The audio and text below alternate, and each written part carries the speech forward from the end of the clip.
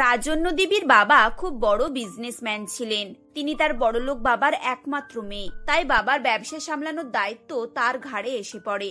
রাজন্য দেবীর স্বামী দেবাশিস বাবু সেই থেকেই ঘর জামাই হয়ে এখানেই আছেন। সমস্ত সম্পত্তির একমাত্র মালিক রাজন্য দেবী। তার 5 ছেলে রতন, সুমন, প্রদীপ, সুদীপ এবং অলোক। ছেলেরাও এখন বড় হয়েছে এবং দাদুর ব্যবসা সামলাচ্ছে। রাজন্যা দেবী তার ছেলেদের জন্য ধনী বাড়ির মেয়েদের সম্বন্ধ করেছেন। এরই মাঝে একদিন হঠাৎ 5 ছেলে 5টি গরিব মেয়ে বৈশাখী, মৌসুমী, শ্রেয়া, সুনিতা এবং রিয়াকে বিয়ে করে বাড়িতে নিয়ে আসে, যাদেরকে দেখে রাজন্যা দেবী প্রচন্ড পরিমাণে রেগে গিয়ে চিৎকার করতে থাকেন। তোদের 5 জনকে আজ আমি এই দিনটা দেখানোর জন্য বড় করেছিলাম, তোরা আমার মান সম্মান সবকিছু ধুলিসাৎ করে দিলি। কি দেখে তোরা এই 5টা মেয়েকে বাড়ির বউ করে এনেছিস?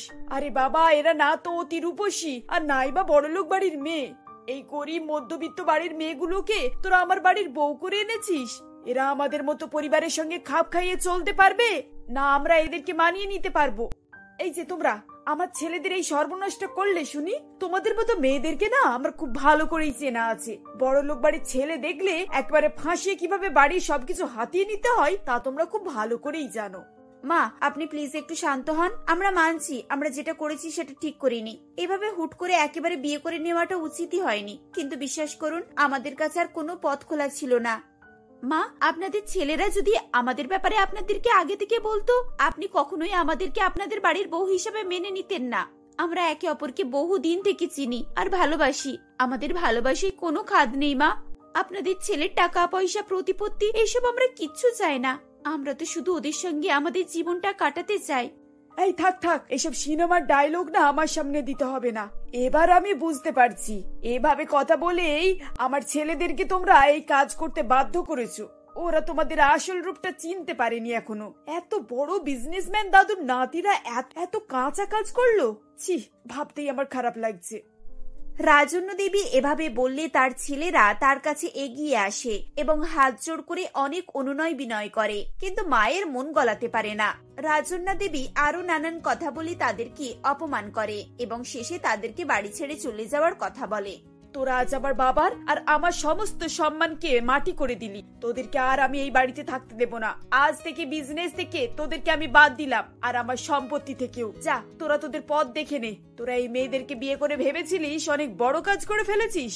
এবার এদের সঙ্গেই দিন কাটা। আমার বাড়িতে তোদের কোনো জায়গা নেই। মায়ের কথা শুনে ছেলেরা আবার তাকে অনেক করে বোঝায় এবং রিকোয়েস্ট করে, কিন্তু রাজন্যা দেবী তার সিদ্ধান্ত থেকে এক চুলও নড়ে না। শেষে বাধ্য হয়ে 5 ছেলে 5 বউকে নিয়ে সেখান থেকে চলে যায়। এইসব দেখে রাজন্য দেবীর স্বামী তার উপর একটু রাগ করে, যা শুনে তিনি বলেন, আমি জানি আমি যেটা করেছি তোমার কাছে সেটা খুব খারাপ লাগছে। এতদিন আমি আমার 5 ছেলেকে বুকে করে মানুষ করেছি। আজ তাদের বাড়ি থেকে তাড়িয়ে আমার কি খুব ভালো লাগছে ভেবেছো? আমি এটা করেছি আমার ছেলেদের ভবিষ্যতের কথা ভেবেই করেছি। আমি একটা পরীক্ষা করে দেখতে চাই ওরা যাদেরকে নিজেদের জীবন সঙ্গী হিসেবে বেছে নিয়েছে তারা আদেও কি ওদের যোগ্য। ছেলেদের কাছে যখন টাকা পয়সা থাকবে না, কোনো রকম সুযোগ সুবিধা থাকবে না, সেই পরিস্থিতিতে যদি এই মেয়েরা আমার ছেলেদের সাথ দেয় তাহলেই বুঝতে হবে যে এরা সত্যি সত্যি ওদেরকে ভালোবাসে। আর যদি এরকম না হয় তাহলে আমি নিজে আমার ছেলেদেরকে ফিরিয়ে আনবো আর এই মেয়েগুলোকে ওদের উচিত শিক্ষা দেব। এরপর তিনি পার্সোনাল সেক্রেটারি কমলাকে ডেকে দেন। কমলাকে ডেকে বলেন, কমলা, তুমি আমার একটা কাজ করে দাও।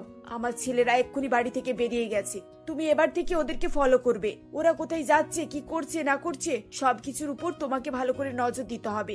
তবে খুব সাবধান, ওরা যেন কোনো কিছু টের না পায়। আর প্রত্যেক দিনকার খবর প্রত্যেক দিন আমাকে দিতে হবে। ওকে ম্যাডাম, আপনি একেবারে নিশ্চিন্ত হয়ে যান, আপনার কাজ হয়ে যাবে। এদিকে পথে বেরিয়ে এসে ছেলেরা তাদের মায়ের ওপর রাগ করে। মৌসুমী বলে, এসব কি হয়ে গেল?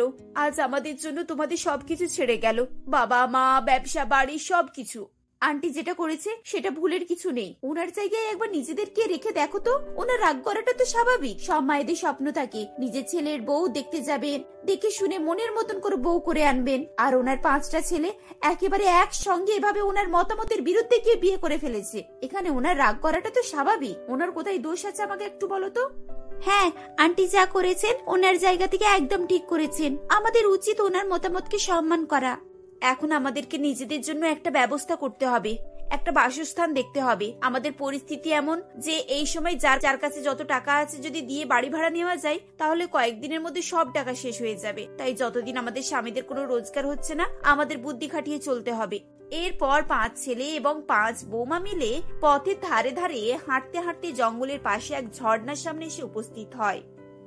আরে বাহ, এই জায়গাটা তো খুব সুন্দর। আমরা যদি সবাই মিলে এখানে একটা বাড়ি তৈরি করি তাহলে তো খুব ভালো হয়। এখানে জলের ব্যবস্থাও রয়েছে, আবার এত সুন্দর প্রকৃতিও আছে। কি বলো তোমরা সবাই? হ্যাঁ, এইখানে আমরা বাড়ি তৈরি করলে কেউ আপত্তিও করতে আসবে না। মোটামুটি ভাবে থাকার ব্যবস্থা হয়ে গেলে কষ্টে শিষ্টে আমরা দিন কাটিয়ে নিতে পারবো। এভাবেই সবাই সেখানে বসবাসের জন্য রাজি হয়ে যায়। 5 ছেলে তাদের 5 বউকে নিয়ে জঙ্গল থেকে গাছ বাঁশ কেটে আনে। তারপর সবাই মিলেমিশে ছোট ছোট 5 কামরার একটি বাড়ি তৈরি করে। বাড়ি তৈরি হয়ে গেলে তারা সবাই মিলে সেখানে থাকা শুরু করে। বাড়ির ব্যবস্থা তো হয়ে গেল, এবার আমাদের খাবার ব্যবস্থা করতে হবে। শোনো না, তোমরা বাজারে গিয়ে কিছু চাল ডাল আর মশলাপাতি কিনে আনো, আমরা ততক্ষণে উনুন ধরানোর ব্যবস্থা করছি। ছেলেরা বাজারে গিয়ে চাল ডাল এবং অন্যান্য সামগ্রী কিনে বাড়ি ফেরে। এদিকে বউয়েরা ঝর্ণার জলে স্নান করে নেয়, রান্নার ব্যবস্থা শুরু করে। 5 বউ 5 ছেলেকে রান্না করে দেয় এবং সবাই মিলেমিশে খেতে শুরু করে। খেতে খেতে ছেলেরা তাদের বাবা মায়ের কথা মনে করে, যা শুনে শ্রেয়া বলে, আমরা জানি তোমরা এতদিন বাড়ির ভালো মন্দ খাবার খেয়ে এসেছো, তোমাদের কাছে এই খাবার খুবই সাধারণ, কিন্তু বিশ্বাস করো আমরা আমাদের সাধ্যমতো তোমাদের জন্য সমস্ত কিছু ব্যবস্থা করব। যেভাবে তোমরা আমাদেরকে এত সাপোর্ট করেছো আমরাও বাকি জীবন তোমাদের পাশেই থাকবো। হ্যাঁ, আমরা এই বিপদের সময় একে অপরের ঢাল হব। আর আমার দৃঢ় বিশ্বাস আজ পরিস্থিতি খারাপ, কিন্তু এক না একদিন মা আমাদের সবাইকে ঠিক মেনে নেবেন। তোমরা আবার তোমাদের বাবা মায়ের কাছে ফিরে যেতে পারবে, তাদের ভালোবাসা পাবে। এদিকে কমলা আড়াল থেকে সমস্ত কিছু লক্ষ্য করছিল। বাহ, এই বুদ্ধিমতী মেয়েগুলো এত কম সময়ের মধ্যে এত সুন্দর একটা বাড়ি তৈরি করে ফেললো। এরা তো সত্যি খুব কাজের। আর এদের কথাবার্তা শুনে মনে হচ্ছে এরা সত্যি সত্যি ম্যাডামের ছেলেদেরকে ভালোবাসে। আমাকে আজকেই ম্যাডামকে এই ইনফরমেশনটা দিতে হবে। কমলা সোজা রাজন্যা দেবীর কাছে যায় এবং সমস্ত ঘটনা খুলে বলে। তাই নাকি? তাহলে তুমি বলতে চাইছো মেয়েগুলো সত্যি সত্যি পরিশ্রমী আর লোভী নয়? দেখো, এটুকুতে আমার মন শান্ত হবে না। আমি ওদেরকে ঠিকঠাক ভাবে যাচাই করতে চাই, তাই ওদেরকে আরো কিছু কঠোর পরীক্ষার মধ্যে দিয়ে যেতে হবে। ঠিক আছে ম্যাডাম, আমি আরো কয়েকদিন ওদেরকে ফলো করছি, তারপর আপনাকে রিপোর্ট জানাচ্ছি। এভাবে কমলা আরো কয়েকদিন 5 ছেলে এবং বইয়ের উপরে নজর রাখে এবং দেখে কিভাবে বইয়েরা দিন রাত পরিশ্রম করে একটু একটু করে তাদের সংসার গুছিয়ে তুলছে। এদিকে ছেলেরাও বইয়েদের সঙ্গে খুবই সুখী। তাদের পরিবারটিকে একটি হাসি খুশিময় পরিবার বলেই মনে হয়। কমলা আবার রাজন্যা দেবীকে সেই কথা বলে। ঠিক আছে, এবার তোমাকে আর একটা টেস্ট নিতে হবে। তুমি আজ গিয়ে ওদের স্বাদের বাড়িটাকে জ্বালিয়ে ফেলো। খুব সাবধানে ঝর্ণার ধারের ওই ঘরটাই আগুন ধরিয়ে দাও। ম্যাডাম, এসব আপনি কি বলছেন? এসব করতে গিয়ে তো অনেক বড় ক্ষতি হয়ে যেতে পারে। কোনো ক্ষতি হবে না, তুমি শুধু লক্ষ্য রাখবে আমার ছেলেদের কিছু না হয়, বাদ বাকি আমি সামলে নেব। এরপর কমলা আবার তাদের ঝর্ণার ধারে বাড়িটিতে যায় এবং সব ছেলে বউয়েরা যখন ঝর্ণার জলে মাছ ধরছিল এমন সময় কমলা তাদের বাড়িটিকে আগুন ধরিয়ে দেয়। দূরে থাকার জন্য ছেলেরা এবং বউয়েরা প্রথমে কিছু বুঝতে পারে না।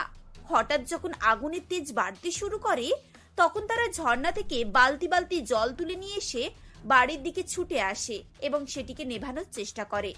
হায় হায়, এ কি হলো? কি করে বাড়িটাতে আগুন ধরলো? আমাদের বাড়ি এভাবে পুড়ে ছাই হয়ে গেল।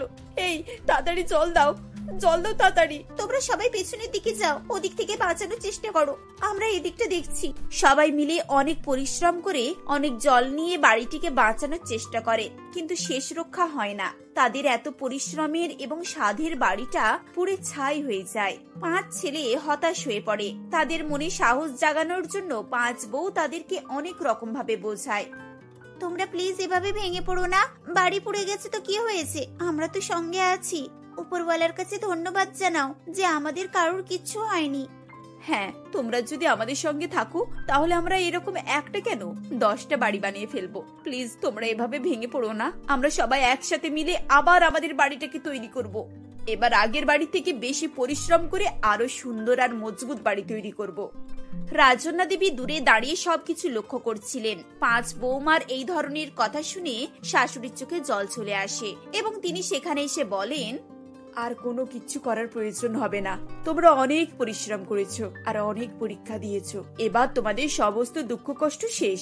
চলো সবাই মিলে বাড়ি ফিরে যাই, আমি তোমাদের সবাইকে নিতে এসেছি। রাজন্যা দেবীকে দেখে এবং তার কথা শুনে সবাই খুব অবাক হয় এবং তাদের আনন্দে সীমা থাকে না। রাজন্যা দেবী ও তার 5 ছেলে এবং 5 বৌমাকে পেয়ে খুবই খুশি হন।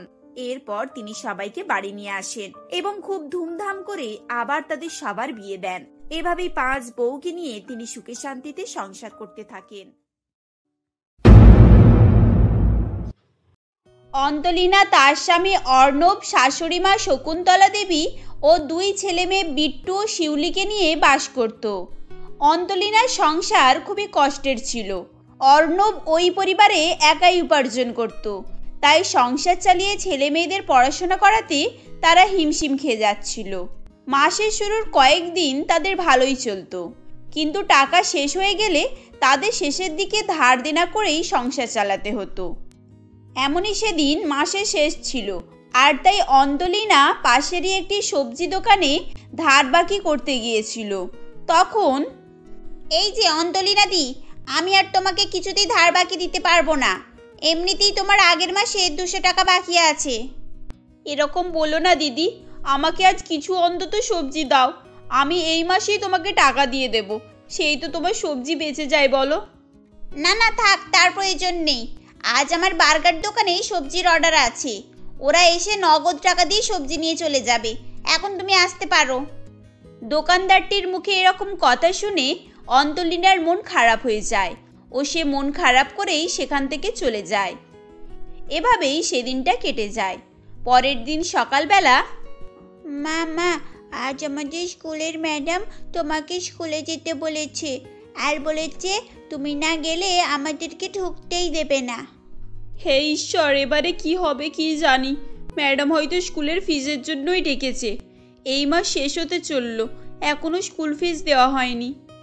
অন্তলীনা, তুমি এ নিয়ে চিন্তা করো না। তুমি কি ভাবছো আমি সেটা বুঝতে পেরেছি। এখন আমিও বা কি করব বলো, একাকে রোজগার করেই সব কিছু ম্যানেজ করতে হয়। আর তুমি তো জানো যে আমি কত টাকা বেতন পাই। হ্যাঁ, সে আমি জানি অর্ণব, এ নিয়ে তোমাকে চিন্তা করতে হবে না। আমি শিউলি স্কুলে যাচ্ছি, আর গিয়ে ম্যাডামকে ব্যাপারটা বুঝিয়ে বলছি। তুমি নিশ্চিন্তে কাজে যাও। এই বলে অন্তলীনা অর্ণবকে কাজে পাঠিয়ে দেয়। এরপর সে স্কুলে যায় ও ম্যাডামকে তাদের অসহায়তার কথা জানায়। সব কিছু শুনে ম্যাডামও তখন কিছু বলে না। এরপর বেশ কিছু সময় অতিবাহিত হয়ে যায়। ইতিমধ্যেই শিউলি ও বিট্টুর স্কুল ছুটি হয় ও তখন অন্তলীনা তাদেরকে নিয়ে বাড়ি আসছিল। তখন, মা ওই দেখো বার্গার দোকান, আমায় একটা বার্গার কিনে দাও না। আমরা রোজ বার্গার খাবো মনে করি, কিন্তু কাছে টাকা থাকে না বলে কিনতে পারি না। এ তো ভারী মুশকিলে পড়লাম। একে এখন কি বলি কিছুই তো ভেবে পাচ্ছি না। এদিকে কাছে খুব বেশি টাকাও নেই। কি হলো মা, কিনে দাও না, আমরা বার্গার কোনো দিনও খাইনি। আচ্ছা ঠিক আছে রে মা, আমি তোদেরকে কিনে দিচ্ছি। এই যে দাদা, বলছি বার্গার কত করে দিচ্ছেন? কত করেই বা দেবো ম্যাডাম, যেমন বার্গারের দাম তেমনই দিচ্ছি। ওই মানে সবজি দিয়ে 10 টাকা আর পনির দিয়ে 20 টাকা। মা পনির কি? আমি পনির দিয়েই খাবো। আচ্ছা ঠিক আছে রে মা। এই যে দাদা, আমায় পনির দিয়ে 2টো বার্গার দিন তো। এই নিন টাকা। এই বলে অন্তলীনা দোকানদারটিকে টাকা দেয়। এরপর দোকানদারটি পনির দিয়ে 2টি বার্গার রেডি করে তাদের হাতে দেয়। বার্গার হাতে পেয়ে অন্তলীনা বলে, এই যে দাদা, দাম ডবল নিচ্ছেন আর বার্গারে মাত্র 1টি পনির দিচ্ছেন। 1টি পনিরের টুকরোর কতই বা দাম? আপনি তো দেখছি দিন দুপুরেই লুট করছেন। দেখুন ম্যাডাম, আমি অত শত জানি না, এখানে এরকমই চলে। আপনার না খেয়ে পোষায় আপনি বাড়িতে বার্গার তৈরি করে খান। যত সব, শুধু শুধু এসে আমার মুডটাই খারাপ করে দিল। দোকানদারটির সঙ্গে মায়ের ঝগড়া হচ্ছে দেখে শিউলি ও বিট্টু তাদের হাতে থাকা বার্গার দোকানদারটির কাছে ফেরত দিয়ে দেয়। তখন, কি রে পুচকে, তোরা কি ভাবছিস তোর এই ভিখিরি মা তোদেরকে সত্যি সত্যিই বাড়িতে বার্গার বানিয়ে দেবে নাকি? আমার কথা শোন, এগুলো খেয়ে নে, না তো দেখবি তোদের বার্গার খাওয়ার শখ কখনোই পূরণ হবে না। সে নিয়ে আপনাকে ভাবতে হবে না দাদা, এটা আমাদের ব্যাপার, আমরা বুঝে নেব। এই চল শিউলি, আমরা অন্য দোকানে যাব। হ্যাঁ যাও যাও, কিন্তু পৃথিবীর কোথাও কম দামে পাবে না, বুঝেছো? আর পেলেও খারাপ অথবা পচা মাল পাবে। হে হে। এভাবেই বলে দোকানদারটি তাদেরকে সেখান থেকে তাড়িয়ে দেয়। এরপর শিউলি বলে, আচ্ছা মা, দোকানদার কাকুটা বলছিল বাড়িতে বার্গার বানিয়ে খেতে, তো তুমি বাড়িতে বার্গার বানাতে পারবে না? তাহলে আমাদেরকে কিনে খেতেও হবে না, আমাদের যখনই মন যেত আমরা তখনই তোমার তৈরি বার্গার খেয়ে নিতাম। এরই মধ্যে অন্তলিনা দাঁড়িয়ে দাঁড়িয়ে বার্গার তৈরি করা দেখে নিয়েছিল, তাই সে ছেলে মেয়েদের মুখে এরকম কথা শুনে বাড়িতেই বার্গার বানানোর চিন্তা ভাবনা নেয়। এরপর সে সেদিনই বার্গার তৈরির প্রয়োজনীয় সামগ্রী বাড়িতে কিনে নিয়ে যায় ও সে বাড়িতেই বার্গার তৈরি করে। অন্তলিনা খুবই ভালো রান্নাবান্না করতে পারত, তাই প্রথমবারেই খুবই সুস্বাদু বার্গার তৈরি করে। তার হাতের তৈরি বার্গার খেয়ে অর্ণব বলে, বাহ অন্তলিনা, তুমি তো সত্যিই খুব সুন্দর বার্গার তৈরি করেছো। এটা কোনো কেএফসির থেকে কম নয়, বুঝেছো? তা তুমি এত ভালো বার্গার তৈরি করা কোথা থেকে শিখলে? সে আর শিখতে লাগে না বাবু, আমাদের অসহায়তা আমাকে শিখিয়ে দিয়েছে। এই বলে অন্তলিনা দোকানদারের সঙ্গে ঘটা সমস্ত ঘটনা অর্ণবকে বলে এবং সব কিছু শেষে সে বলে, অর্ণব, আমি একটা বার্গার দোকান করতে চাই, আর আশা করছি আমার হাতে তৈরি বার্গার খেয়ে তোমাদের যেমন ভালো লেগেছে সকলেরই ভালো লাগবে। কিন্তু অন্তলিনা, বাড়িতে 2-1টা বার্গার বানিয়ে খাওয়া আর দোকান করা এক নয়, সেখানেও অনেক টাকার প্রয়োজন আর পরিশ্রমও করতে হবে, আর শেষে কিনা বিক্রি না হলে আমাদের লসও হতে পারে। হ্যাঁ অর্ণব, সেটা আমি জানি, কিন্তু এই পরিস্থিতিতে আমাদেরকে কিছু একটা করতেই হবে। এখন যদি আমরা এইসব ভেবে পিছিয়ে থাকি তাহলে পরবর্তীতে আমরা সংসার চালাতে গিয়ে আরও বিপদে পড়ব। অন্তলিনার কথা শুনে অর্ণব একটু চিন্তায় পড়ে যায় ও শেষে সে হ্যাঁ করে দেয়, কিন্তু এতে শকুন্তলা দেবীর একটুও মত ছিল না, তাই সে সেদিনই আপত্তি করে। এরপর অর্ণবের জোর করায় শেষমেশ সেও রাজি হয়ে যায় এবং সেদিনই অর্ণব তাকে ব্যবসা করার জন্য 2000 টাকা দেয় ও সে বলে, দেখো অন্তলিনা, এই টাকাটা আমি ছেলে মেয়ের স্কুল ফিসের জন্যই রেখেছিলাম, এটা তোমাকে দিয়ে দিচ্ছি, তুমি প্লিজ আরও একবার ভেবে দেখো। টাকা যখন দিয়েই দিয়েছিস তাহলে এত কথা বলার কি আছে? এবারে একটা ঠেলার ব্যবস্থা করে দে, আমিও দেখছি আমাদের সংসারে কি বিপ্লব আনে। মা, দয়া করে এরকম বলবেন না, আমার ব্যবসার শুরুতে আমায় আশীর্বাদ করুন, আর আমি তো এটা আমাদের ভালোর জন্যই করছি। বলুন, এখন আমাকে যেতে দিন, বার্গার তৈরি করার জন্য অনেক কিছু কেনাকাটা করতে হবে। এই বলে অন্তলিনা সেদিন বাজারে চলে যায় ও সে তার বার্গার দোকানের জন্য প্রয়োজনীয় সামগ্রী কিনে আনে। এরপর পরের দিন থেকেই সে একটি ঠেলায় করে বার্গার বিক্রি করা শুরু করে, কিন্তু সে যেরকম ভেবেছিল তার সঙ্গে সেরকম মোটেও ঘটেছিল না, কারণ প্রথম দিন সারাদিন ডাকাডাকি করেও সে তার একটিও বার্গার বিক্রি করতে পারেনি। সবশেষে সে মনে মনে ভাবে, হে ঈশ্বর, এবারে কি হবে কি জানি, পুরো 2000 টাকার জিনিসপত্র কিনেছি, সেখানে আমার 10 টাকারও বিক্রি হয়নি। এখন কি তাহলে সামনের মাস থেকে আমার ছেলে মেয়ের স্কুলেই পড়া হবে না? দিদি দিদি, আমায় কিছু সাহায্য দেবেন? আমি সকাল থেকে কিছুই খাইনি, 2-1 টাকা দিলেও হবে, তাহলে আমি শুকনো মুড়ি কিনে খেয়ে নেব। আসলে দিদি, আমায় ক্ষমা করবেন, সকাল থেকে আমার কিছুই বউনি হয়নি, তাই আপনাকে কোনো টাকা দিতে পারবো না। তবে আপনি চাইলে ফ্রিতে আমার দোকানের বার্গার খেতে পারেন, এমনিতেও তো আপনি সেই শুকনো মুড়ি খাবেন বলছিলেন। ঈশ্বর তোমার মঙ্গল করুক, তাহলে তো আমার অনেক উপকার হবে। হ্যাঁ, খেয়ে যান, সেই তো আমার আজ সারাদিন একটিও বার্গার বিক্রি হয়নি। না দিদি, এভাবে বলো না, আজ বিক্রি হয়নি তো কি হয়েছে, দেখবে কাল থেকে তোমার বেচা বিক্রি অনেক হবে। ভিখিরি মহিলাটির কথা শুনে অন্তলিনা তাৎক্ষণিক মনে শান্তি পায় ঠিকই, কিন্তু তার মনের মধ্যে তখনও চিন্তা ছিল। এরপর অন্তলিনা তার বেঁচে থাকা সমস্ত বার্গার নিয়ে বাড়ি চলে আসে। তখন, কি হলো বৌমা, এই তো সেদিন তুমি বললে বার্গারের বিক্রি খুব, ব্যবসা করলে তুমি বড়লোক হয়ে যাবে, তা এখন লস করে চলে এলে তো? মা, এভাবে বলবেন না, আমি অনেক চেষ্টা করেছি, কিন্তু বিক্রি না হলে এখন আমিই বা কি করব বলুন? হ্যাঁ, সেটা তো আমি আগে থেকেই জানতাম, আর আমি এটাও জানতাম তোমার জন্য শেষে আমাদেরকে ভিক্ষার ঝুলি হাতে নিতে হবে। এবার তোমার শখ পূরণ হয়েছে তো? তারা যখন কথাবার্তা বলছিল ঠিক তখনই সেখানে অর্ণব আসে ও সে বলে, আহ মা, এত অধৈর্য হয়ে পড়লে হবে না। ব্যবসার প্রথম দিনেই কিছু বোঝা যায় না, ওকে আরো কিছু সময় দাও, দেখবে ঈশ্বর ঠিকই আমাদের মনস্কামনা পূরণ করবে। এভাবেই অর্ণব এসে অন্তলিনাকে মনোবল জোগাতে থাকে। এরপর সে পরের দিন আবারও তার বার্গারের ঠেলা নিয়ে বের হয়, কিন্তু সে জানতো না যে আজ তার সঙ্গে আলাদাই কিছু ঘটবে। কারণ যখন সে তার ঠেলা নিয়ে সেখানে পৌঁছায়, সেখানে আগে থেকেই সেই ভিখিরি মহিলাটি দাঁড়িয়েছিল, কিন্তু আজ সে ভিখিরি অবস্থায় ছিল না, আজ সে নামি দামি পোশাক পরেছিল। এরপর সে বলে, অবাক হবেন না দিদি, আসলে আমি কোনো ভিখিরি নয়, আমি একটি চ্যারিটেবল ফান্ড চালাই, আর আমি কাল দোকানে দোকানে গিয়ে সকলকে পরীক্ষা করছিলাম, যেখানে আপনি আপনার সহনশীলতা ও উদারতার জন্য পাশ করে গিয়েছেন। দিদি, আপনি কি বলতে চাইছেন আমি কিছুই বুঝতে পারছি না। অন্তলিনার কথা শুনে মহিলাটি তাকে আসল ঘটনা বলতে থাকে। আসলে সে সত্যি সত্যিই বলছিল।